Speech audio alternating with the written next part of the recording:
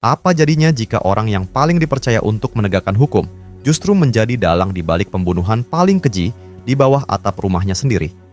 Inilah kisah Ferdy Sambo, seorang jenderal bintang 2 dengan kekuasaan tak terbatas, yang mengira bisa menulis skenario kematian anak buahnya sendiri layaknya sebuah film. Namun, satu kebohongan melahirkan ribuan kejanggalan. Bagaimana sebuah dinasti kekuasaan yang begitu perkasa bisa hancur hanya dalam satu malam? Mari kita bongkar konspirasi di Duren 3. 8 Juli 2022. Di sebuah rumah dinas di Jakarta Selatan, suara tembakan memecah keheningan. Brigadir J, ajudan setia sang jenderal, ditemukan tewas bersimbah darah.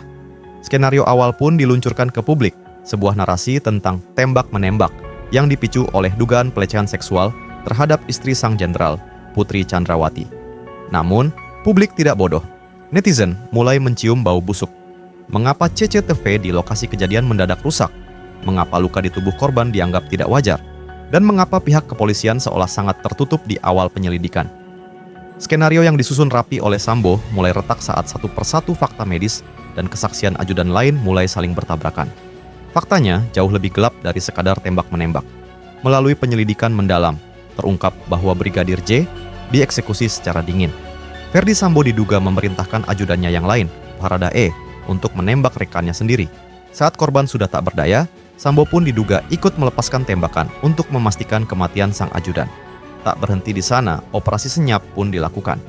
Puluhan anggota polisi dikerahkan, ada yang secara sadar maupun tidak, untuk merusak tempat kejadian perkara, menghilangkan rekaman CCTV, dan mengintimidasi saksi.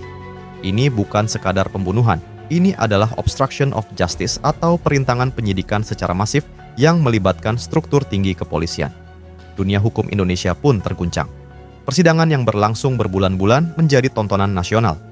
Ferdy Sambo yang tadinya begitu gagah dengan seragam jenderalnya, akhirnya harus berdiri di hadapan hakim untuk mendengarkan vonis mati, yang kemudian dianulir menjadi penjara seumur hidup.